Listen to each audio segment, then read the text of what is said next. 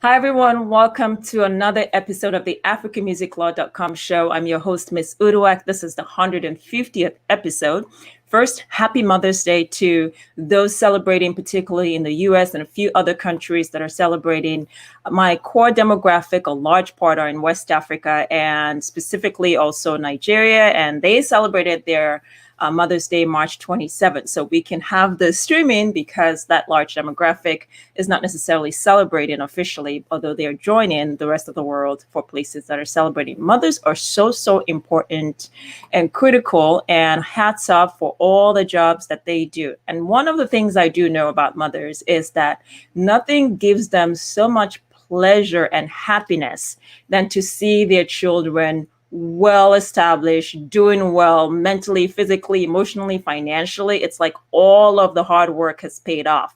So today we're going to talk about mental health.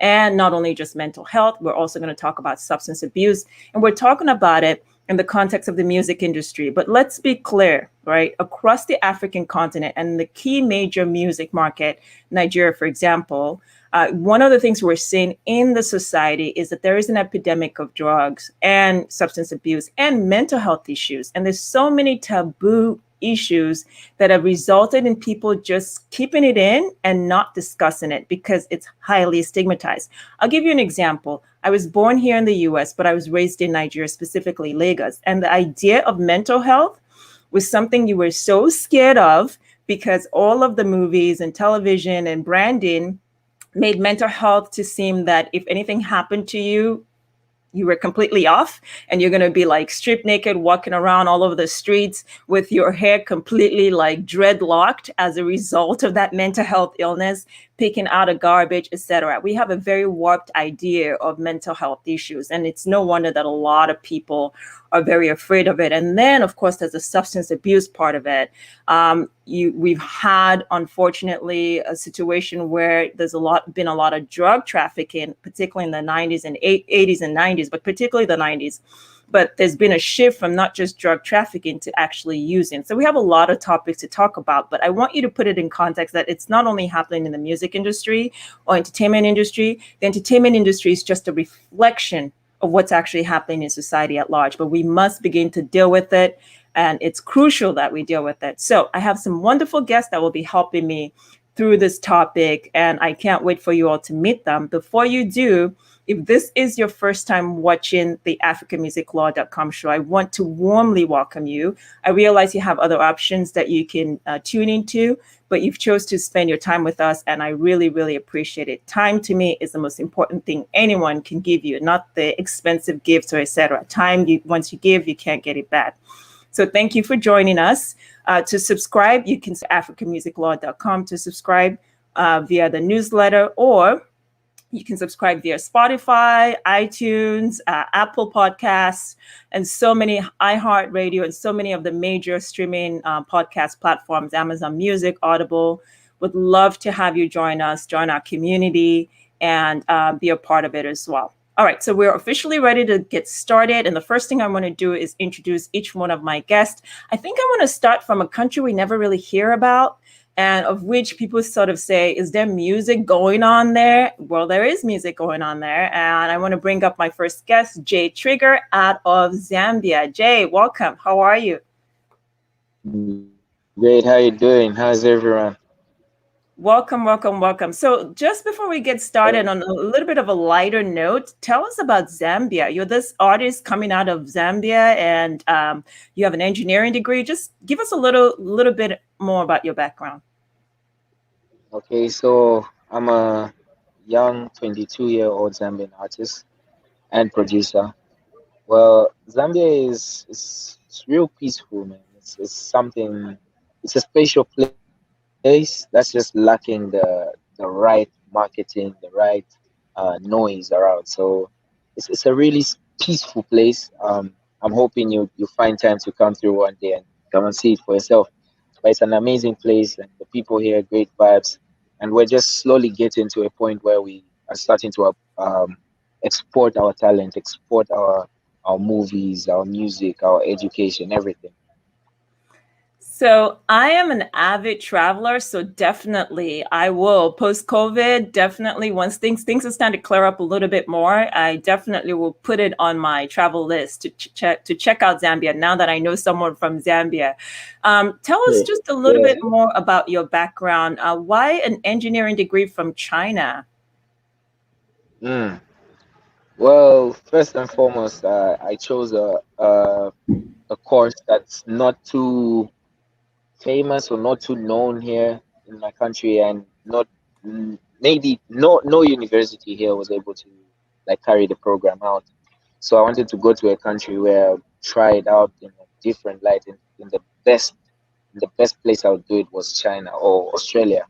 And petroleum engineering is something that I really enjoy. I'm a fan of geography and chemistry, so I found the balance in one course, which was petroleum engineering. Just unfortunate that I couldn't study it from here, you know, Mm, mm. which And turned out to be a blessing for me. do you speak Mandarin or Cantonese? Yes, yes, I Which do. I one? speak Mandarin. Okay, ni hao mao, ni Mandarin. hao, ni hao mao. Ni hao, Okay, right ni hao on. That ma. is awesome. That is awesome. And then the Yeah, genre of music that you do, just give us an idea what the genre of music I is. do. I do Afrofusion. It's a mix of, as Burna Boy would put it, it's a pizza, right? And then the Afro is the base, and whatever you put on the top of it is just the spice to it. So I do Afrofusion is the base, and then I do Afro rap, Afro trap, Afro anything. Afro It's just a beats, fusion. everything, Well, everything in it. everything, but Okay. Afro is like the base Yes. of it all. Yeah. Yes, awesome, awesome. And remember to our viewers, you can leave your comments. We're happy to ensure that those comments are shown here and answer the questions that you have. And I actually see a quick comment from Muhammad Kita who says Happy Mother's Day. Happy Mother's Day to you too. Okay, thank you so much, Jay. I will come back and talk to you just about COVID and overall wellness, but let me get our other guests in quickly, and then we'll get No into a problem. substantive discussion. Okay, all right. Pleasure So being here. all right, no problem. Thank you so much. All right, so we have here Leo Wonder. What's up? How are you, Leo? How are you doing? I'm, I'm okay, very well. How you doing? I'm well. So there are many people that are watching this that have never heard of you, don't know who you are, especially maybe stateside and other countries outside of Nigeria. Can you please give just a quick background on who you are and your role in the music industry? Okay, the name is Lee Wonder, aka Mr. Ifeaguna, on the famous Ifeaguna track and video with your Savage. Imbani mi ò nífẹ̀ẹ́ bèbí, irọ́ lásán lásán ni, ojú mi lójú rẹ̀ bèbí, ṣe ni màá tátán ni. Would you please hold my hands while I'm on my knees? My baby, just say yes, why just to me? Yeah, everybody, it's your favorite boy, Leo Wonder, aka Mr. Ifeaguna. And I'm uploading this place for Miss Udo. We're having fun. So just join us and see what we're doing. I'm Leo Wonder. Started out from church. I used to be a choir master. I had this group back then. They had me, myself, Rachi, and Benga part of it. Before I became solo artist and I built my career in R. I do R&B Afro. That's what I do. I do R&B, strictly R&B with a little bit of. Awesome. Thank you so much. I appreciate it. And we'll come back to you to just see what's been going on this whole COVID in terms of mental health. And then we'll segue into the substantive aspect. Let me get more of our guests in, you all. So let's get Shei Funmi here. Shei Funmi, how are you? Good morning on here from the US. How are you doing? I am very well, thank you. I'm so excited to be a part of this. Thank you so much. Tell people a little bit about your background and who you are. Oh, okay. It looks like blogger with a okay. I started off as a pop culture blogger with a self-titled blog.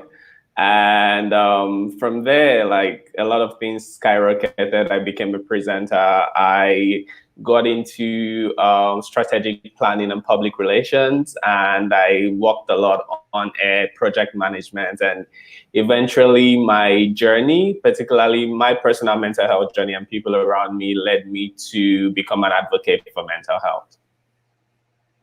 Awesome. Awesome. Thank you so much. And we'll get more into it. And you have a foundation. I can't wait to be able to share some of those resources to people that will need it. Let's do a final intro for our guest who's here, and then we'll get into the substance of it all. Ray, how are you? Welcome to the show. I know our guests are familiar with you both on the podcast and you've been on the live stream before, but please give everyone just a quick background. Hi everyone. It's nice to be here again. My name is Iredumare. I'm an entertainment lawyer, and as you would know if you've not come across me before on this show, I have over like a decade experience in entertainment law, intellectual property in Africa, but particularly for today, my activities in the space has really exposed me to personal interactions with creatives across Africa, whether East Africa, whether West Africa, even South Africa. And, I'm just here today to discuss, what I've experienced, what I've done, and what I'm currently doing to make sure that we get involved in doing things that matters because health matters. And it's just very important that we get involved. Absolutely. Thank you so much. And I'm going to add more people to the live stream so we get everyone in here.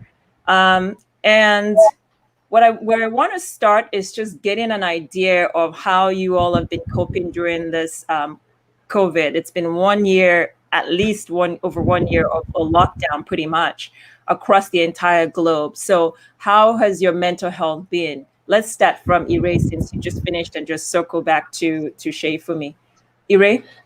It was this is just going to be one of those no old bad believable conversation, because I understand that this particular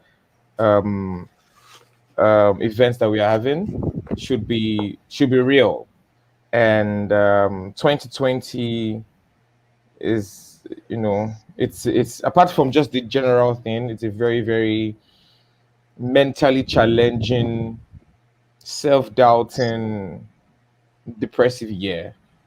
And I just wanted to be honest with that. And it took 2021 and Q4 2020, from Q4 2020 to start pulling myself out of it and trying to relearn stuff like, you can't be the patient and the doctor. Sometimes the doctor also needs a doctor.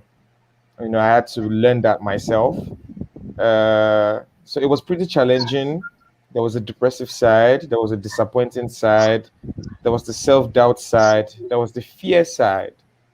And all around it was a very strange, not previously unexperienced, but very new type of mental ordeal that I had to face. And all I can just say is I can't say I've totally come out of it, but I've progressed enough to realize that it's not an event that could drown me.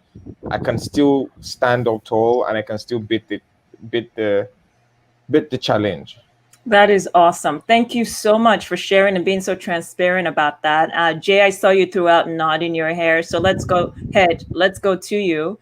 How what's it been like? Lockdown. You're an artist. You're creating. Share with us. It's been really rough. Like he said, more especially because this is something that we're having problems on that side. Okay, let's go to Leo Wonder. Leo Wonder, what's been your experience during the COVID lockdown with respect to just general overall mental health? During the lockdown, it hasn't been good. Sorry, it's sort of hard to hear you a bit. And maybe sit up just a little bit so we can hear you better. Sorry. Yeah. Okay, go ahead. Can you hear me? Yeah, much better. Go ahead. Mm-hmm. Okay, the lockdown, it actually paralyzed a whole lot of things from happening. Even have as an artist having to get to the studio most of the time. It was, because of the COVID actions and all that, there was curfew and everybody had to leave at a particular point in time. It wasn't just easy trying to connect with it and everything happening in the whole country as a whole, the whole country. So basically, it was rough. Trust me, in this Mm. part of Lagos. So I'm hearing you say it was really rough because of COVID lockdown, the curfews, etc., that it was tough on you. Okay, let's go back to Jay. Jay, you're back here. Hopefully, we can get you with a Yes. better connection. So, Jay, what was Um. your experience? You're starting to tell us that you resonated with Ire and what Ire was saying about his own personal Oh yes, experience during yes, yes. lockdown. Uh, More especially because it's something that we didn't see coming. No one would predict it in a million years that we So true. locked down like that. The whole world at that. So when it hit, it was rather uh, aside shocking. It was very depressing in the sense that we had so many plans, set out. More especially my team, out there in China. I actually was at the source of it, like when it was happening. When we first got the news, when we first started seeing it happen now worldwide. So just seeing it move from the source to it becoming a worldwide problem, and at the same time seeing Mm. it to from as a perspective of someone who's trying to make moves. It was really hard, you know. Wow. But it was a learning curve for everyone. Something that Absolutely. that we've used to learn from. The whole industry has learned from it. We've found ways to create on our own. We found ways to make money aside shows. So uh, some wins, but Some wins. major, Yeah. major, Yeah, major loss. definitely. Definitely. Thank you for sharing your experience. Let's go to Shei Funmi. Shei, what was your experience with the lockdown? And then I'm going to transition to start talking about, more of the substantive issues we're really here to focus in on. What was your experience? Well, it was quite different for me because I had a sense that I was kind of used to being in your own personal space and self isolation and being alone and not going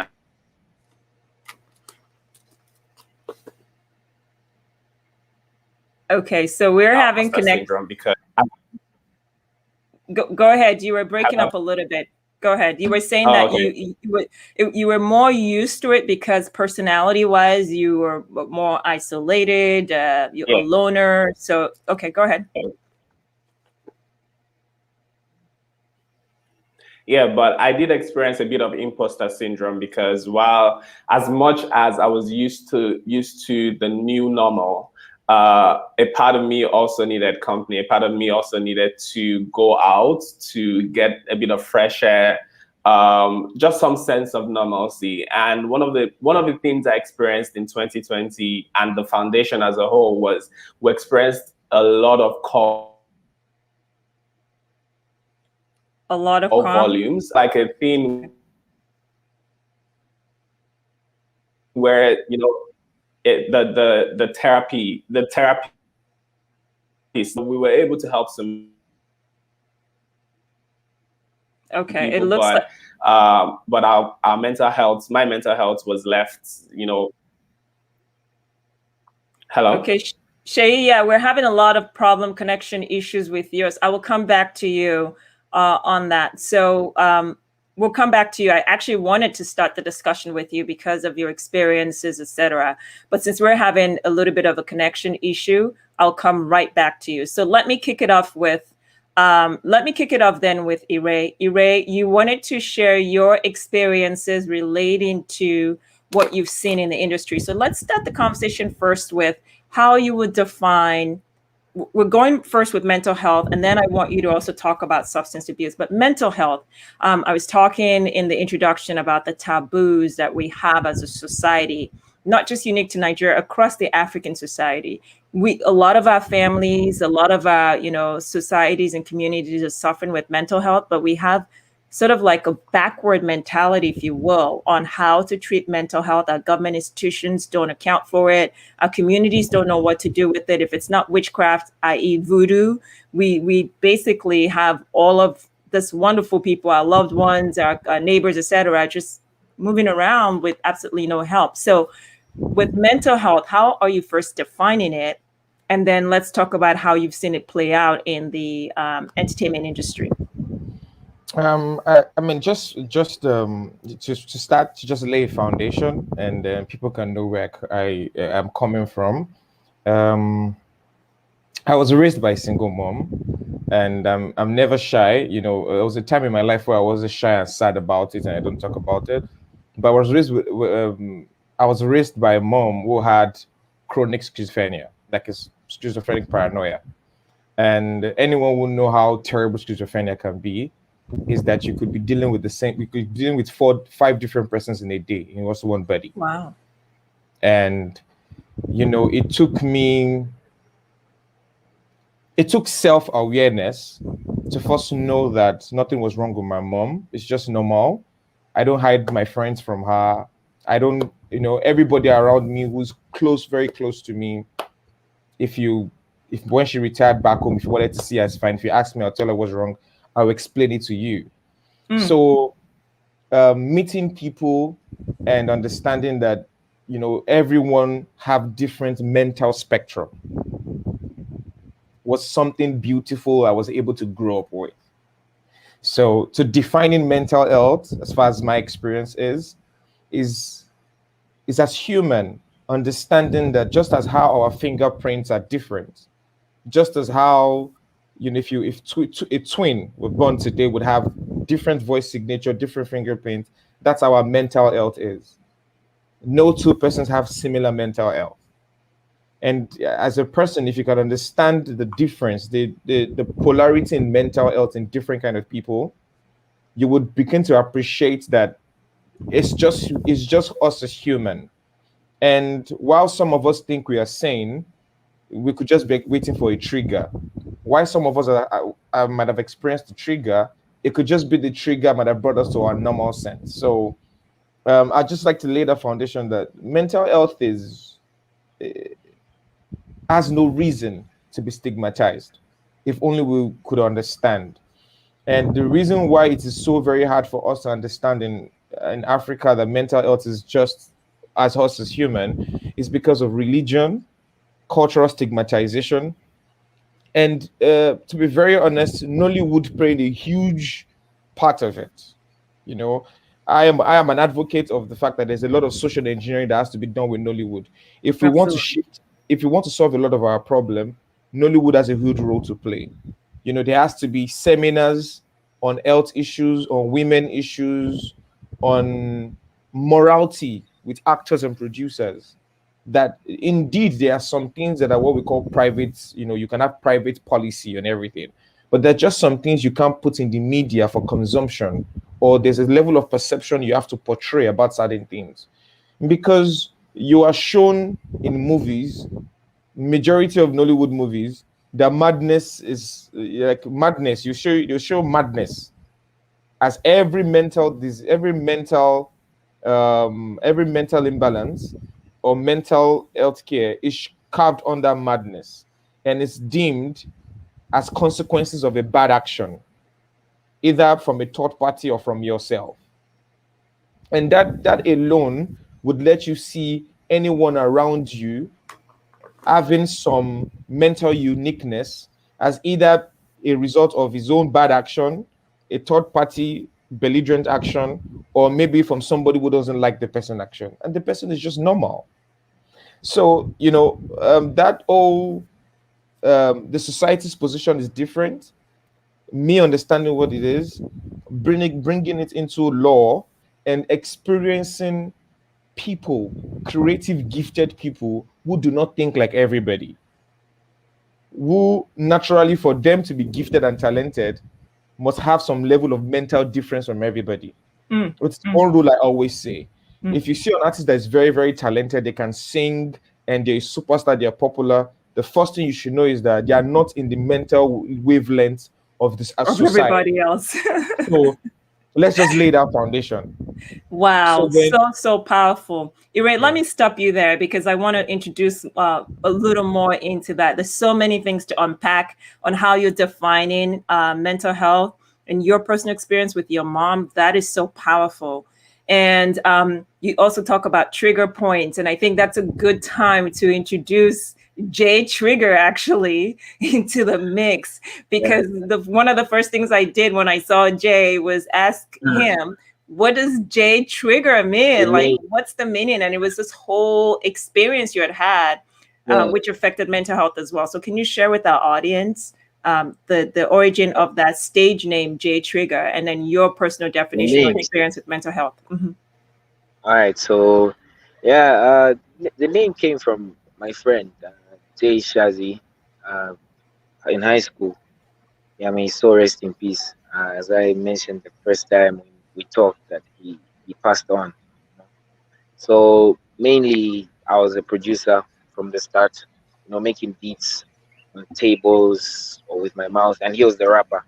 So whenever I was about to like make a beat or whatever, he would shout and say, "Jay, pull the trigger." Then I just thought it was a smarter way to just connect the two, and then spell it another way to avoid it being referenced to like violence and guns. So for me, it's like what I'm trying to do is just push, as a gun. My music is a metaphor, so it's a gun. Then I'm a trigger, and then my fans are the bullets. So when a fan comes to me as just a stagnant bullet, my job is to push them through the gun, which is the music, and make them better, happier versions of themselves. So for me, mental health is just something that's it's very important. It's something that people don't usually talk about because it's like we've mentioned, it's usually associated with being crazy or yeah, being weird sometimes.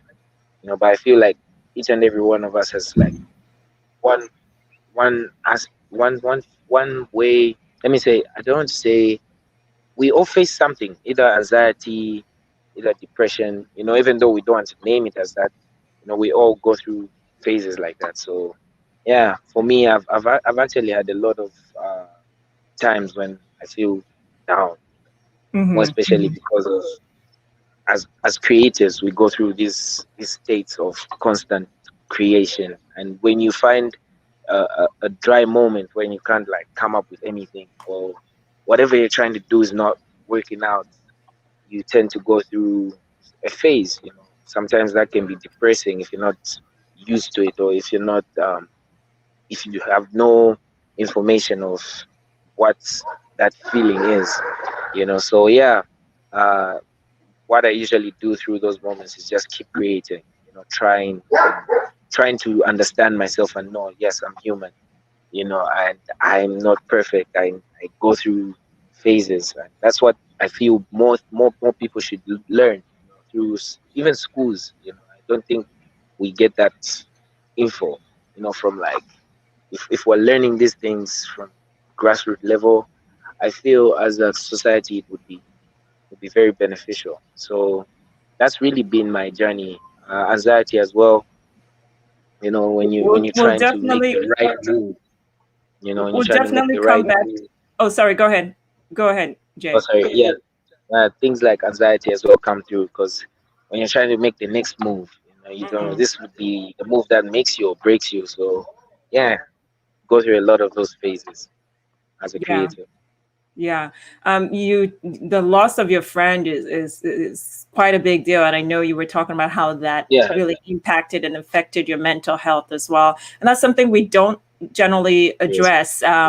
Unfortunately, we have AKA out of South Africa who just lost his fiance. Oh A very yes. tragic Yes. situation. When I was visiting South Yes. Africa about 3 years ago, I got a chance to attend Mm, HHP's funeral, which was a shock to the entire industry mm, with how he died. And the list goes on. And even within yes. the Nigerian other context, we've seen so many issues where artists have mental health breakdowns from losses, Mm, and no one really talks mm, about it. We sort of put, a band-aid over it and then move on with it, or say go true. make more music. So absolutely, I understand where you're coming from. So let me get Leo Wonder in, and we'll come back to you. Okay. So, Leo, how are you defining for you mental health specifically? There's a saying that goes like this: that there's no health without mental. I don't know if you've ever heard of that saying. Because there's no health like mental health. Because if we want to take mental health out of the situation, I'm sure things wouldn't be the way it used to. Things wouldn't be how it's supposed to be. Because we have a lot of people affected with mental health and substance abuse. So to me, it's like an everyday living. It's something that you can't just take away. Not most of the people, like me for example, I lost my mom last year. I was kind of depressed, anxiety and all that stuff. So it was real to me. Mental health is real. It's not something we should joke about. You understand it? People every day go through so many things, so many challenges in life. So there are people on the streets who have one way or the other have that mental um, um, uh, health issues on a daily basis. You understand? So just something we can't. It's just something we can't put out of the whole situation. I think that's happening in Nigeria at the moment. You understand? We have Absolutely. too much. Yeah, and the loss of a mother is, oh wow, I can't even Yeah, imagine.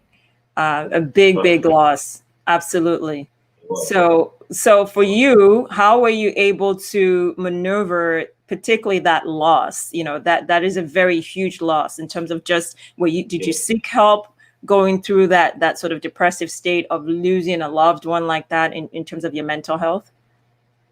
I just had people around me. I just had to go visit family. Being the only son of my mother, you understand, it affected me a whole lot. I was depressed. I just kept thinking about daily. So, and this is someone that I actually live with. You understand? For me to just wake up on one good morning and that person is no more alive, that person is no longer there for me to talk to. You understand? It got me really, really, really depressed. But I just had to look up to my family members. Just had to go visit family members to console me, to just make things feel okay and feel all right for me because it was a state that I wouldn't want to go back to anymore. You understand me? So it just had to be with family. They just had to console me and talk me out of it. And then I got myself a job. Besides doing music, I also work with UPS. So I got myself a job. I had something going on for me.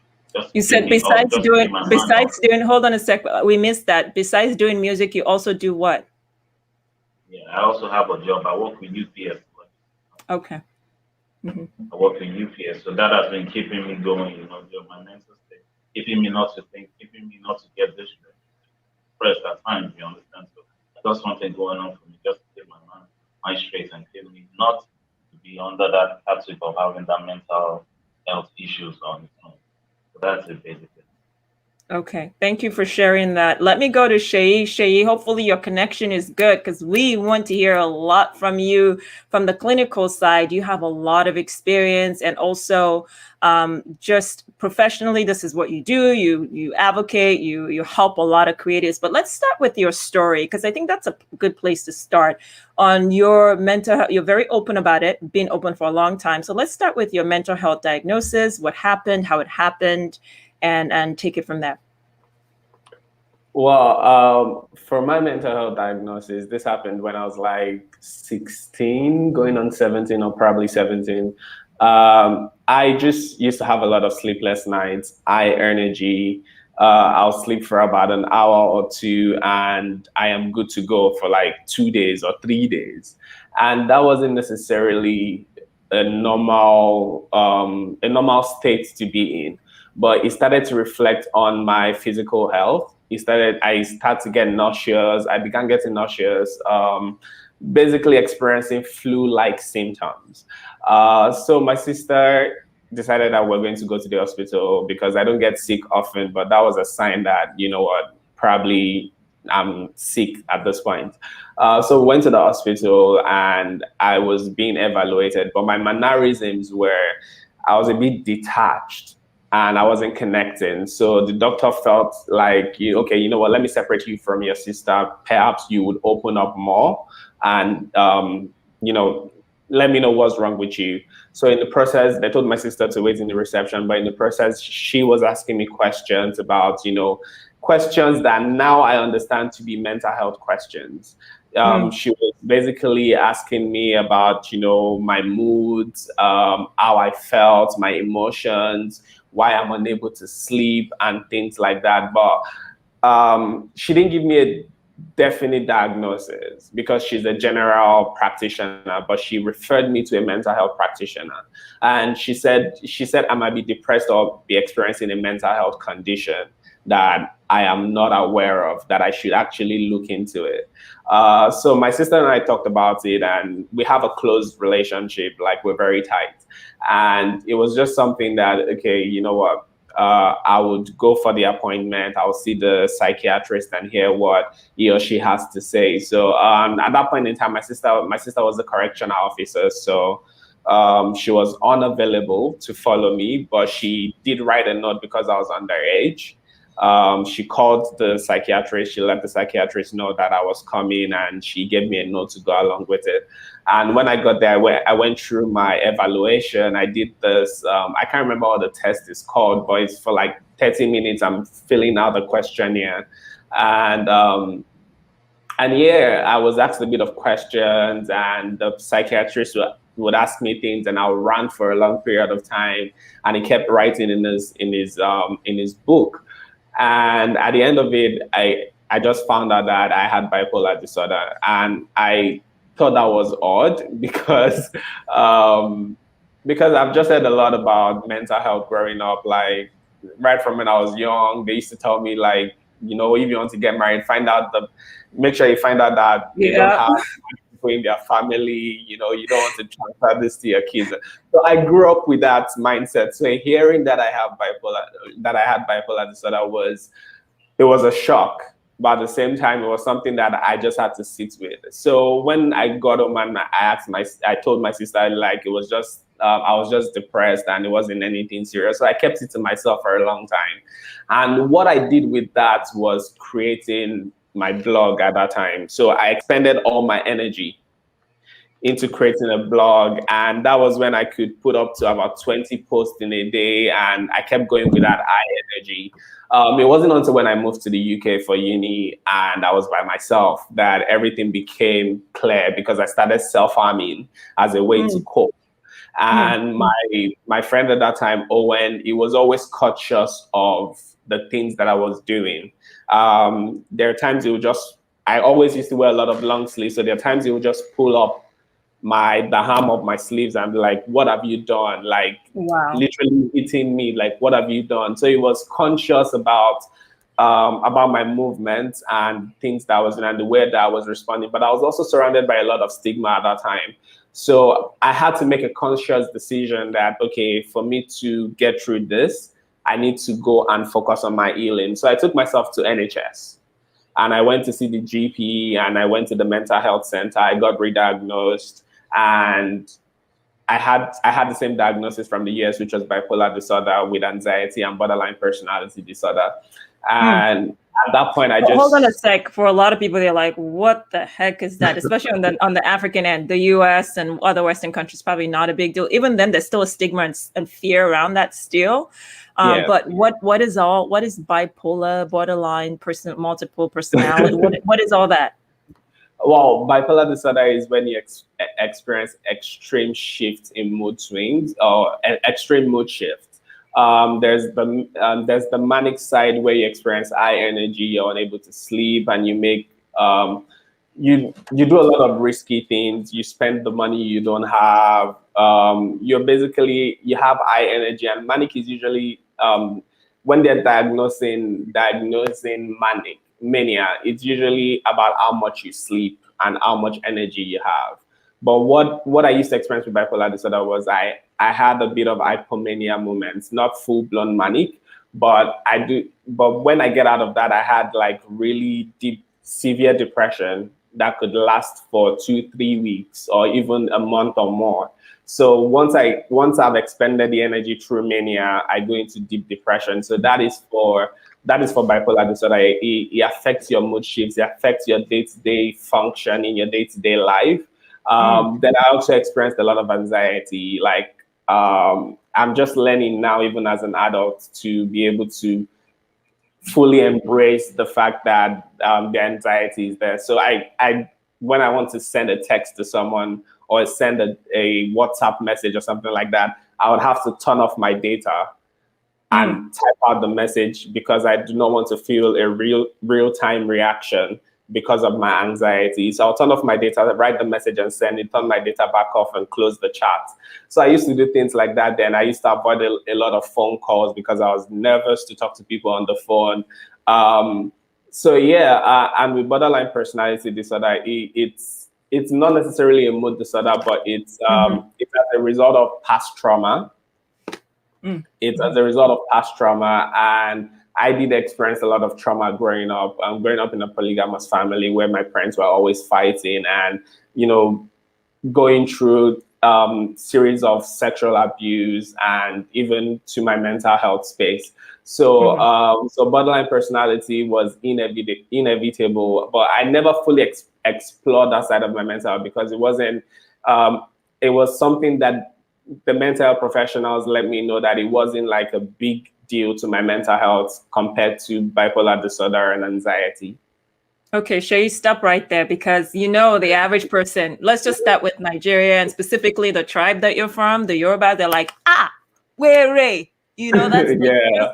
Crazy. Oh, he's crazy. He's mad. Stay away. So you've got a diagnosis in the US, you've got a diagnosis in the UK, but you shift to Nigeria and then the substance abuse is introduced into the picture because you, again, openly talk about it. And you are not only a creative, you are an artist as well, even though you don't put it out there as much, but you're a singer, songwriter as well. And you were working with a lot of celebrities, local and global, and seen a lot of this experiences as well. So share with us what you've observed in terms of substance abuse in the industry, and then your own personal experience with it, since you are open about it and through your foundation as well. What I did experience when I was in the UK, I saw a lot of people use drugs, but I never understood the concept of it because it was offered to me several times, but I guess I was resistant to that. I had the strength to be able to say no. I had the strength to be able to say, you know what, I don't want to partake in this, and I wasn't forced. So I appreciate the fact that the people that were around me didn't force me; they just did their thing, and I hung out with them. But when I moved to Nigeria, it was a different pace entirely. I was doing a lot of things. I returned to Nigeria mainly to pitch Ovation TV to Dele Momodu at that time. And I had a team, and it was kind of like a big deal, a big project. And as time went on, things didn't go right. Things were starting to fall apart. There were issues with the team, and I just needed a way to cope. And people around me then used to smoke a lot of marijuana. So I would go and meet them, and I'll be like, "Oh, can I have a hit of that?" And not smoking the full-blown blunts, but just indulging. But eventually, when I was left to myself, I started seeking it. And most of the artists I worked with at that time, there were people that smoked, there were people that drank, and it just became that normal thing that once you're around one another, when you're working, you're using marijuana for your creative juice, and that was how substance abuse started for me, or it became obvious for me. But prior to that, I'd always used pills growing up because that was my way to cope with my parents fighting. That was the way, even when I was in the US, that was the way I could get some sleep. So, but I did not notice that. I did not pay attention to that part of my life until when I was dealing with the substance abuse facing marijuana. So how did it graduate to where it became so bad, and then how did that happen? I used to smoke a lot of blunts in a day. Like, it wasn't that I did it socially, because that was always weird. Like, I would smoke and I'll come in front of my laptop and I'll start creating and expend all my energy into what I was trying to do. But it became a lot more. Like, I was smoking more than I was eating or sleeping. And so I had a full-blown manic episode, which was kind of like a relapse for me. And it was in that process that I realized the amount of damage that I had done to my brain, that I had done to my body, because I was super skinny as well. And I wasn't just getting enough rest. I was in the healthiest place possible. But when I went to the hospital to treat my condition, it became clear that substance abuse had taken over. And a part of me knew that, okay, if I could stop smoking or if I could stop depending on addictive things, that I would definitely be okay. But it was difficult to be able to do that. It was difficult to be able to get to the point where I would say, I'll stop this, because I kept telling myself, like, oh, I'm not going to smoke today. I'm not going to smoke tomorrow. But I ended up doing it. So I needed someone else to help me through the process. But it became a big deal because it affected my physical health as well. It affected, I hated the way I looked, because once I went out, everybody could tell something was wrong. So I started hiding myself. I started isolating, and I took myself away from the industry and was like, you know what, I have to deal with this on my own. So I sought the help of mental health professionals and some of my friends, and they were able to come through for me. Okay, so we'll come back to you. Let me go to Leo. I think that's a good place to transition, and then we'll go to Ire. Leo, it is so interesting to hear Shei Funmi's experience overall. In your observation in the industry, can you add to that? Because we do know it's an epidemic. We do know people who are going through those experiences, but are so afraid to ask for help or don't know where to go for help. What was your observation overall in terms of the use of drugs and how it becomes such a situation that paralyzes some artists in the business? The use of drug in the entertainment business has been happening for some time now, and Of course. I would like to take praise the managers of some artists, that because we have some artists that actually just preach substance abuse in their music. You understand? We have to fault their managers on why they should let them put stuff like that out. You understand? So I think it's a managerial thing that we have to face and really talk to them about. They not wanting their artists to preach about substance abuse. Some even have it as songs. Some preach it on a daily basis and have the whole environment being carried along with the kind of music they put out. I feel it's a managerial thing, Mm. whereby you can talk to the managers to be able to call the artists and let them know that you preaching substance abuse, you taking substance in your videos are very, really, really not, because you're a brand. What exactly are you putting out to the people? What do you want the people to know? You understand? Is it by the substance you make? I don't want to mention names, you understand? Yeah. But we everything music in Afrobeats. We always have artists preaching about substance abuse or the other. You understand? So I feel we should have meetings with the managers. Let them know that this is what is actually being passed out to people out there if you're actually preaching substance and what you're Mm. doing. And you have to be able to stop that Let, part and let them know. let me add Jay to this discussion.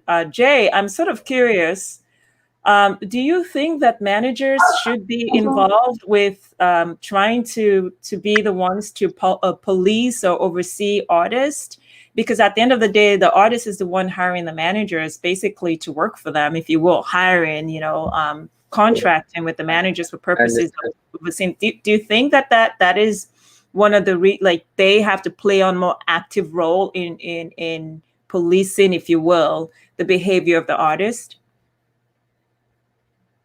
Okay. Yeah, I feel like a manager has a parent role as much as it is still them getting hired by you.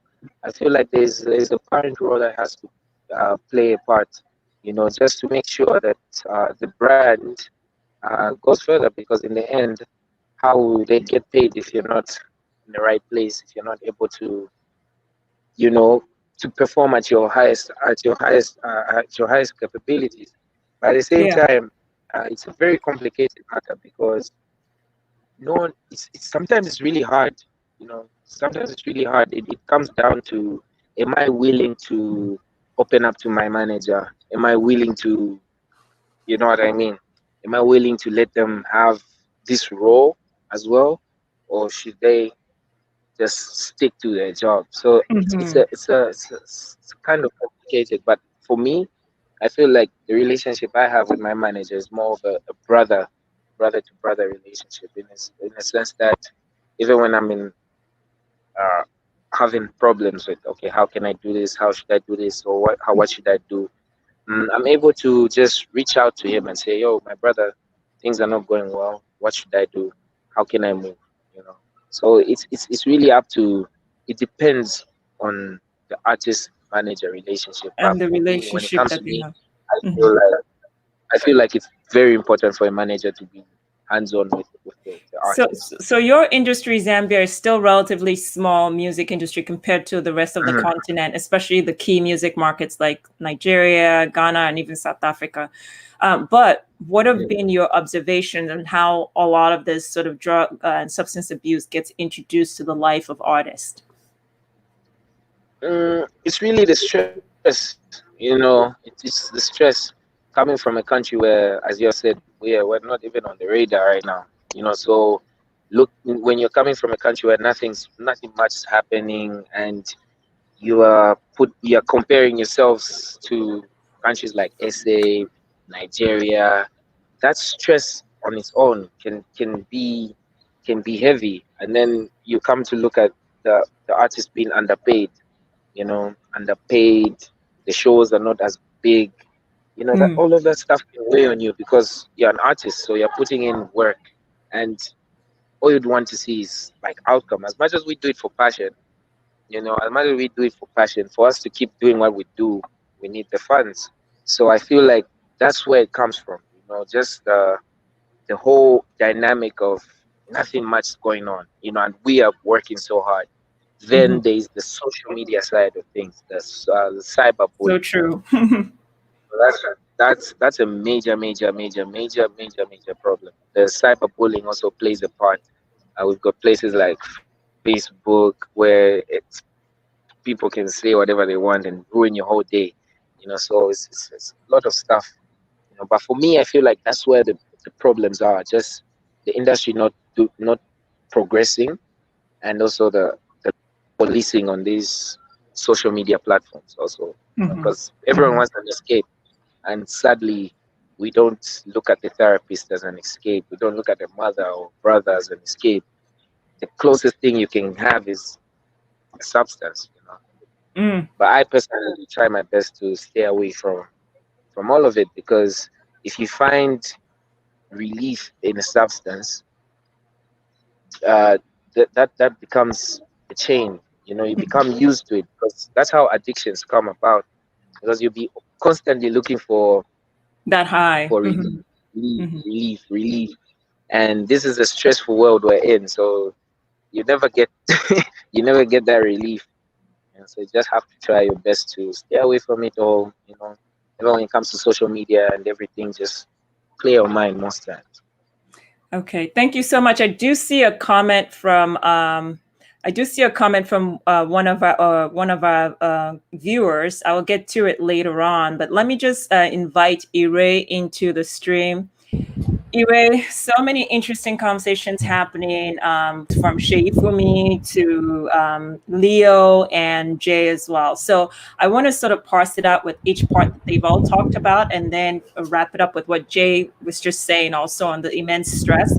So Shei Funmi was explaining how, in terms of substance abuse, he wasn't necessarily offered it. It was just always available. And then all the same theme that Jay was saying, all the stress and all the things going on, and it just was like, okay, well, it's already there, let me take a little puff, right? And in our music videos, in everything coming out of Africa, it didn't used to be the case.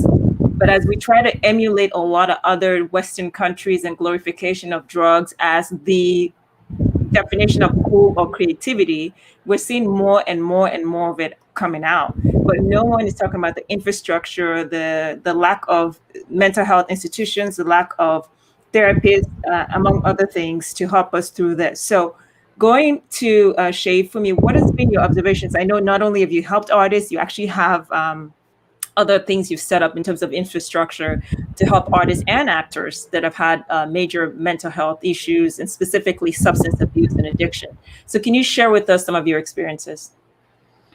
It's first of all, I just want to say that it's really sad that this society called Africa, sorry, particularly Nigeria, Society called Nigeria always catches up after the old citizenry is always ahead of the government. And that usually puts the society in a very, very bad place. Very terrible place where things is actually really gone south before you begin to notice that you have an epidemic, you have a drug epidemic in the society. The epidemic has transformed into violence, terrorism, banditry. It has transformed into so many things that when you want to start fixing the drug issues, you just look like, where do you start from? But this is not that conversation where we berate government or we talk about what government did or what did not do. All I just say is that we've lost something, and that used to be the differentiating factor between where you're from Africa and where you're from Western world is That's true. self-awareness and community. I grew up in a place where it was an affluent community, but everybody in the streets knew who your father or your mother was. And if for some reason you were reeking of a particular smell, your father would know before nightfall, and probably Cain will wake you up from your sleep.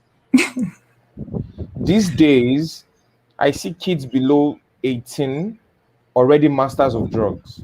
The drugs I do not even know. So first of all, the idea of communal support is gone. Like, I think that maybe my generation is probably the last of it, because even I don't think it exists in religious organizations anymore, because anyone these days can open a church or a mosque or a religious organization where you tell your faithful leader, that your kids are experiencing stuff, and next is, let us pray. I understand the value of prayer, but obviously it's walk and pray, not pray and walk. So we already have a major problem, and just putting that problem aside and understanding there's that problem, and you're understanding that people around you are not self-aware. People around you have no communal support.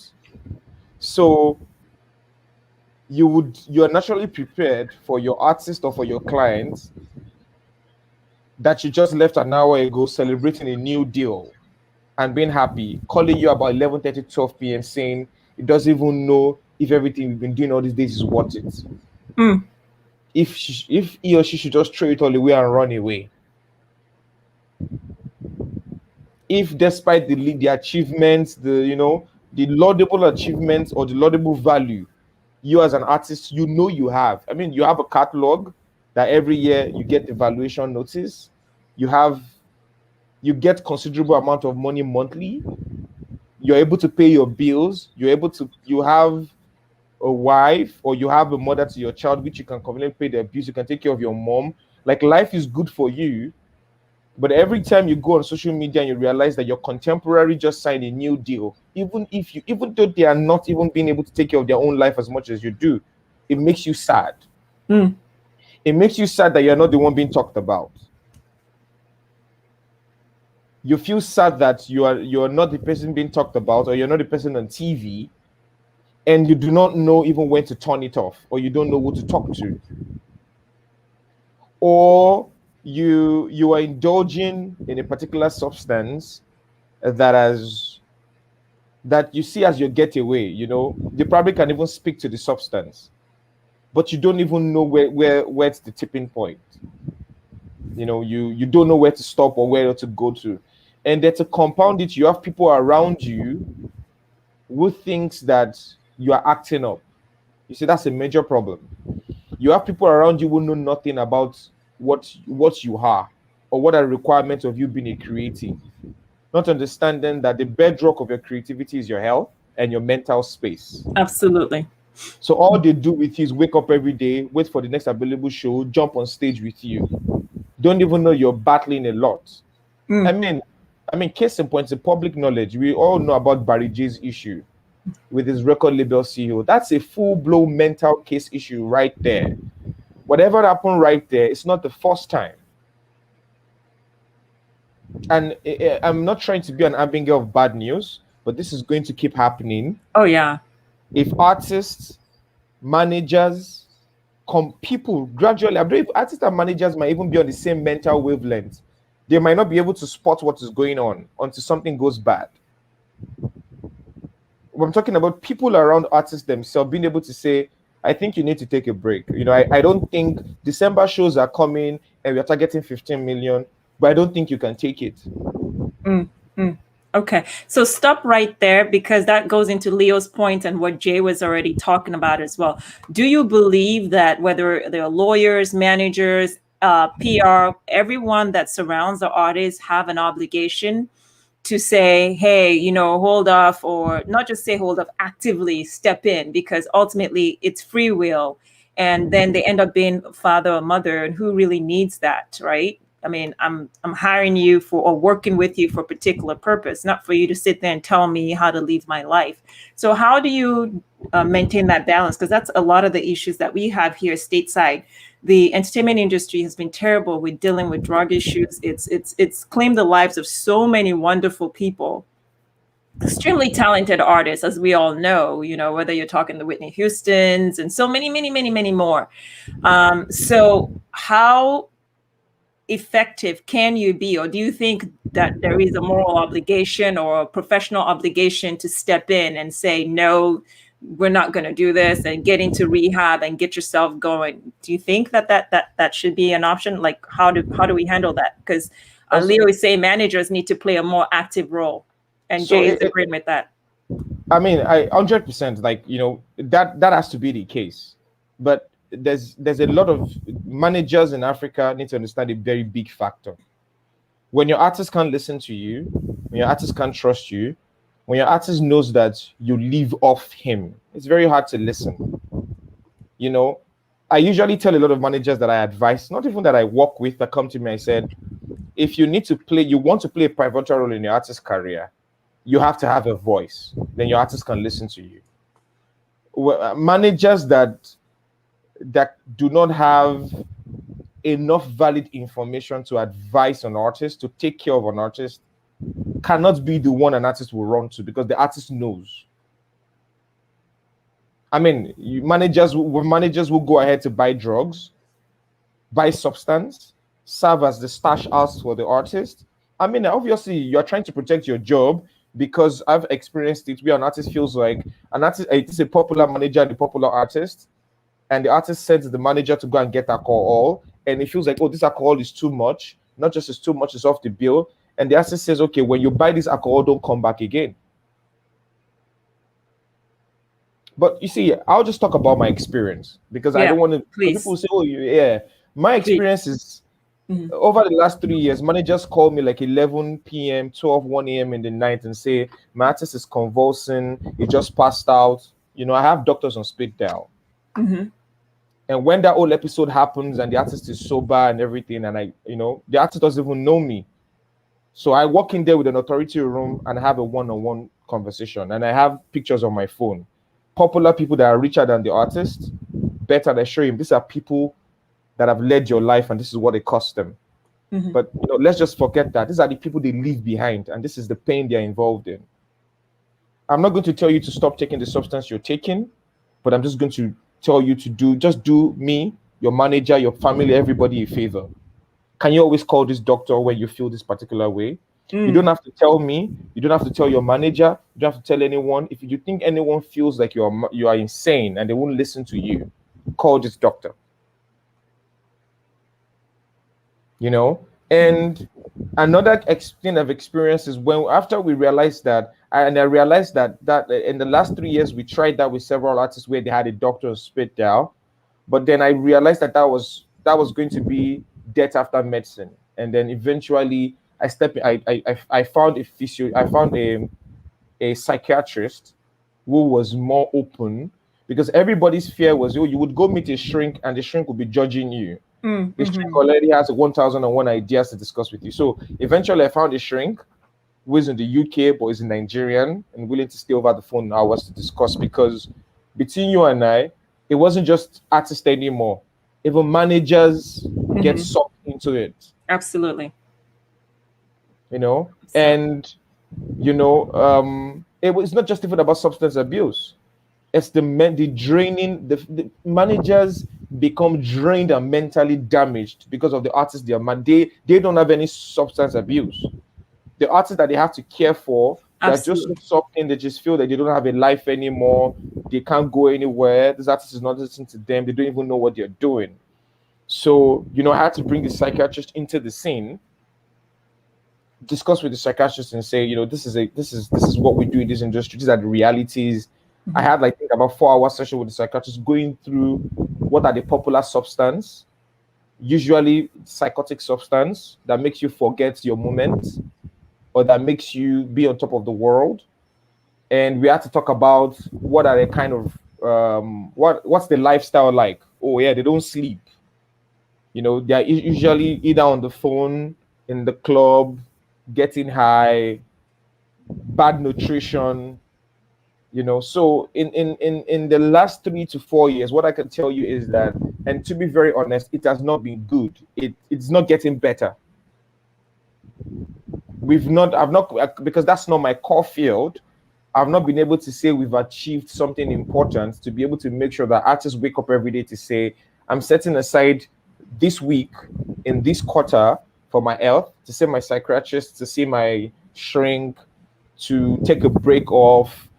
Oh, I particularly use this substance, but I need to question myself. I need to be self-aware. So in all honesty, we've not reached there. I mean, it's the fact that there's just so much stigmatization that the artist is scared. The creative is scared. The person in question is scared. So, I'm just thinking, I've not been able to have that close contact with a lot of creatives in the last 1 year to know what's going on. But subsequent phone call and encounter, it just tells me that we have a big problem at hand.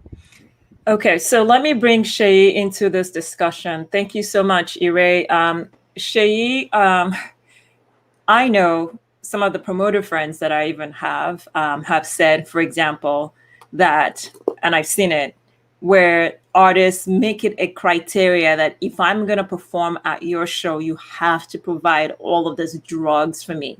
And some of them, over time, at least some that I talked with that started off initially, it was sort of like, okay, we have tickets, everything is set up, the writers have been met. Now you're showing up on the day of the event and you're saying you're not going on stage unless I get you all these things. What am I to do?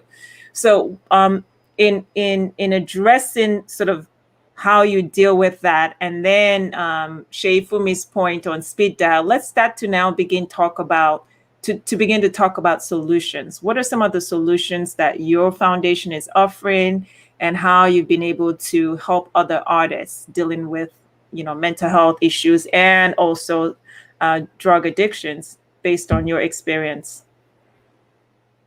All right. So what we do at LPM is to make mental health resources available. We refer people to mental health professionals, and mental health treatment can be quite expensive, especially with a lot of private practices in Nigeria. Not a lot of people can afford it. So we try to create that bridge with other mental health professionals to let them know that, okay, these people cannot afford this certain amount, but can you make your services affordable to the people that we're referring to you? So we do a lot of that, and we have support groups. We have free evaluations and video or phone consult. But for the artists, I have a community of young creatives. I have a studio gallery which I am recording from, and I am surrounded by a lot of upcoming artists. So there's still the issue of substance abuse within the community as well. But what I've been able to do is to open that door to letting you understand that you need to take care of your mental health. So I've that avenue for that. If you cannot come to me, you can reach out to anyone in the foundation, or you can reach out to any of the mental health organizations that we partner with. So creating that accessibility alone allows them to be able to seek the help that they need, and also helping them understand that there is no shame when it comes to getting the help that you need. There is no shame, there is no stigma, there is no fear. You need to be able to help yourself, and you need to be willing to get the help that you need. And one thing, even when I was going through my treatment, one of the first, because I have a friend who is a psychologist, and one of the things he said to me was like, Shei Funmi, if you're not ready for your healing process, don't waste the therapist's time. Mm-hmm. And that is something I've learned, and I've shared with other people as well, that you need to be really involved in the process of your mental health, of your healing as well. And I think what would help the music industry is if the industry and record labels and the team starts to look into mental health professionals that they can affiliate themselves with, that they Absolutely. can go to as for resources when their artist is going through a difficult moment. I don't think you even have to wait to the part where you're in crisis to get the help Mhm. that you need. Once you know that, okay, there is a pattern, you feel this way, this is how your self-esteem is, this is how your mood swings or your depression are showing up. Because a lot of times as creatives we feel very overwhelmed. Yesterday I was still talking about feeling overwhelmed. So try to have that affiliation with mental health professionals that you can reach out to, because they're always there to help. So once we can establish that, I think that would create a process for a lot of mental wellness in the entertainment industry and the music industry as well. Yeah, I completely agree. I'm going to add everyone to the stream. I want to start wrapping this thing up with you all. Of course, there's so much we can talk about, you guys. There's so many things we can deal with on this issue. But then Leo, we just lost Leo. But there's so many things we can deal with on this issue. But we're just scratching the surface. There are more discussions to come on it. And Shei, to your point about the resources, I almost think, and it's the same here. I keep saying here, even in the States, we are not touching this, particularly when you look at the Black community or Black Hollywood. These issues are there even worse, and there's really no help. That we have a lot of resources, but people are not taking advantage of it because there's also that stigma and that shame and that concern as well. But I wonder, and I'd like your input. I'll go to Jay Trigga first, which is maybe that sort of the first time you deal with a manager, for example, or record label, or your lawyer even, maybe that binder of resources and affiliations that say, I'm not getting anything out of this in terms of a sort of being paid or commission, but here is, your financial, your accountant, here are resources for your mental health, here are resources for financial management and investors, among other things. Like, what do you think about that idea, Jay, which Ire was already talking about? I think that would And be a really, sorry, you're I saying? said both guests was already talking, Shei Funmi and Ire. What are your thoughts on that? I 100% agree with it. It's very important that we add it to the resources that are needed. And as we have been speaking, as we have started a conversation, this is something that should keep on going on. We don't know how many people are going to watch this one day and just, you are very influential, and you putting us onto this platform means so much. So yeah, I feel like that's something that really has to be considered. I don't know how we can pass it on, but we are the ones changing the game right now. So as a young artist, I'm hoping to influence the people who are looking up to me right now, and hopefully the next generation will have it better than we have. Because not to say it's too late for us, it's a bit tricky right now. Yeah, and you make a very important point, Jay. And what I'm seeing, and Ray, I don't know if you've observed this or Shei Funmi, what I'm actually seeing also is literally within Nigeria, for example, videos that have been shared online, right, of kids doing shisha, doing drugs, and everything else. And when they're talking to those kids, like some of them are not even 10 years old yet. And when you're talking to those kids, what they say is it's based on what they're observing from their popular artists that they like, or it's just shocking. You're seeing girls, you're seeing boys, and they're literally involved in a lot of this drug use. And statistically, we know we have a problem because we're seeing all the stats come out of Africa on these different countries and the drug epidemic. But no one's raising an alarm yet, but it's starting to show up on the global stage for some of our artists, right? Our famous artists. missing shows, having problems with the relationships they're entering contractually, and it becomes an issue. And it's not just to have regular problem. It's the type that you know that there's something else going on there that's causing them to really, really mess up on that global stage. Yeah, they might be able to recoup themselves, but we don't want to wait till they're completely flattened out before we start having this kind of conversation. Let me get a few comments in here. Roxine Igelige says, no doubt we need this conversation in the industry. From time to time, it should be a nonstop conversation. And then William seems to have a question here that I'll direct to you all. He said, can creative friction / frustration be a trigger of mental health issues if a person doesn't know how to cope with the duration of time they spend in this space? So let me start with Jay. Did you understand the question? Yes, because I think I touched on that earlier on. You know, the creative frustration and not knowing how long you be in a funk, sometimes we call it. You know, so yeah, I think it's a very, very, very serious issue. And as I said before, you know, it takes how can I put it? It takes you to now hear it from more people saying, no, bro, we go through this. We also go through this funk. We go through this frustration. And not knowing how long you be in there is normal. It's normal to feel that way. But you have to find your way out. And most people don't get that info. That's what the problem is. So you find yourself in this position of you can't create, having this friction, and you feel worthless, really. You know, so yeah, it can, it really can. But there's ways you can work on it by just understanding that you're human.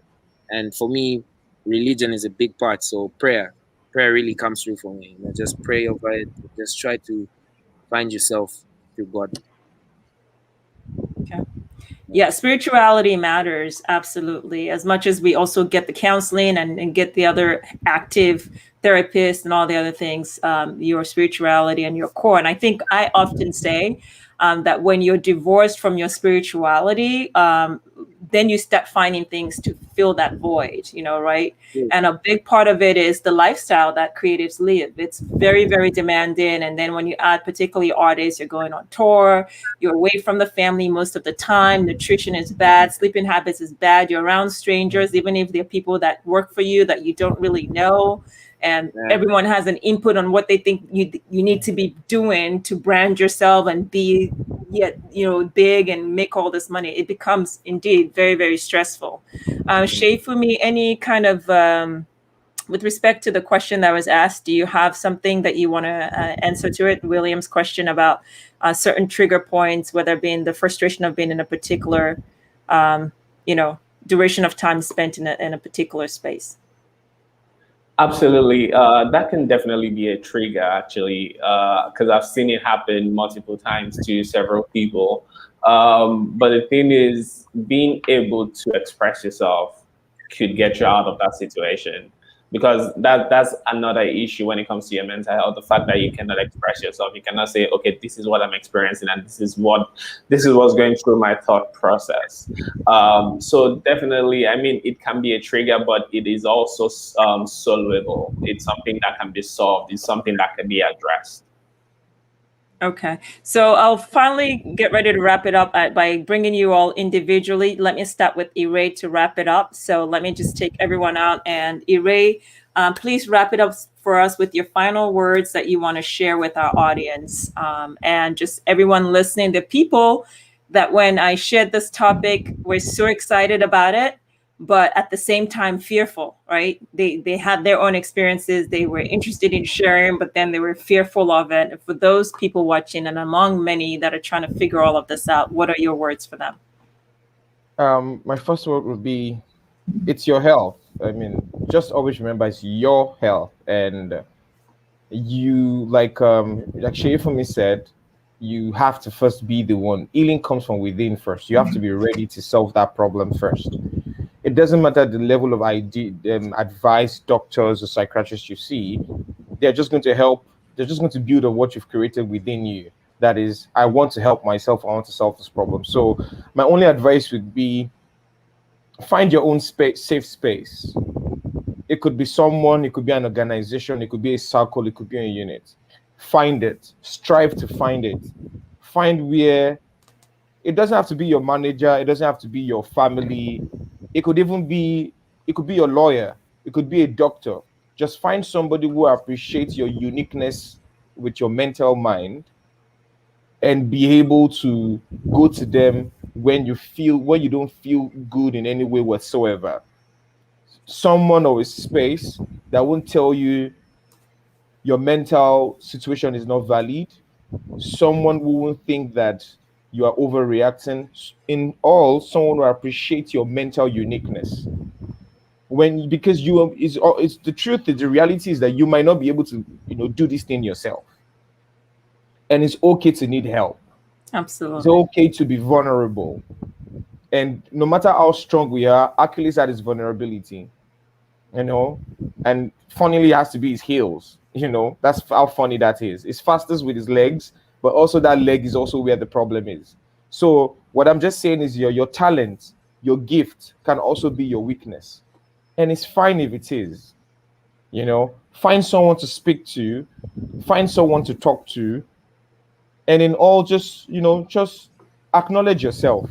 You know, acknowledge your strength, acknowledge your weakness, and be good enough with that balance. Because don't ever look at yourself in the mirror and say, I'm good at this, but this that I'm bad at, I don't want the world to see it. The whole problem starts from there. When you begin to bury one, you bury two, you bury three, it becomes a can full of worms. And when you have can full of worms, they'll always find a way to multiply and to grow out. So, that's just, because for me, I believe mentality is a very personal thing. For you to be able to have people to come in, you must be ready. And wherever you are and wherever you're listening to this, I just hope you find the strength to be ready. That's a very important point on being ready. I mean, we think about the recent passing of DMX and just that cycle, Yeah. throughout. And there are times he would even say, in terms of that readiness, not necessarily there for that, but then ultimately getting to the point where he was, and at the tail end of his life, really trying to leave that life where reflective, pouring into his children, among other things. So the readiness is super key. Thank you so much. Please wait in the green room. Actually, how can people reach you if they're interested in just reaching out and talking to you and interacting with you about that issue or your practice of entertainment law? After my last interview here, a lot of people attacked me for keeping my Twitter private. So I was just trying to protect my mental health when I deleted my old account and opened a new one. So I get the card. Yeah. So, but my Twitter is now open to public. It's Okay. at Iredumare, and that's the best place to message me, DM me. I would eventually answer you, and I'll take it from there. Okay, you're a famous guy. You don't want to be bothered though. All right, let's go to Jay Trigga. But please stay in the green room for a chat in right after I close. Okay. So Jay, thanks for joining us. Really appreciate the time. Zambia in the building. I was excited about that. I love different Pan-African. I have a Pan-African mindset, and I love different regions of the continent. So it's so good to learn a little bit more about your country and have you come on. So final words that you have for our audience. Well, like the previous speaker was saying, I feel like it's something that's normal. You just have to understand that we are humans. We go through these issues, and your health is your wealth. So just try to find people out there that look out for you beyond the brand, beyond J Trigger. Go to know what Jack's going through, type thing. So yeah, anyone who's going through these issues should just try their best to uh, find help if possible. Try to speak, find people around you who can understand, and also just really, for me, as I said, religion comes top of the list. Just find time to pray and connect with your spiritual self. There's ways to go about it aside like the drug abuse and all of that Mhm. stuff. There's always a way. I believe there's always a way. Yeah, and that's a very important point. I want to emphasize it as well. I know that some people may be turned off to the idea of religion, especially with how religion has been really abused on the continent. And it doesn't matter whether you're talking Islam, Christianity, African traditional religion, Buddhism, whatever you see on the continent, people have abused it. It's just the nature of humans. But nonetheless, it is so important because at the end of the day, we are spiritual beings. And I think as an artist, if you can even carve out and inform your team, here is my space, whether we're on tour or whatever, here is my space, protect it, and I need this downtime to just plug into my own self, meditate, journal, whatever the case may be, that they respect that and they fiercely protect that space is so, so important. And you can do that while you're on tour. You can do that when, you know, on your daily, when you're not on tour and your daily realities. So very, very important point. Thank you for emphasizing that. How can people reach you? Trigga, I can't wait. I get excited about emerging artists. And I've seen your work. Bus Brain is a tight jam, and I'm glad that I'm seeing people and stations starting to play your music even outside of your country. I think that's really awesome. Your melody, your delivery, on point. So, how can people reach you?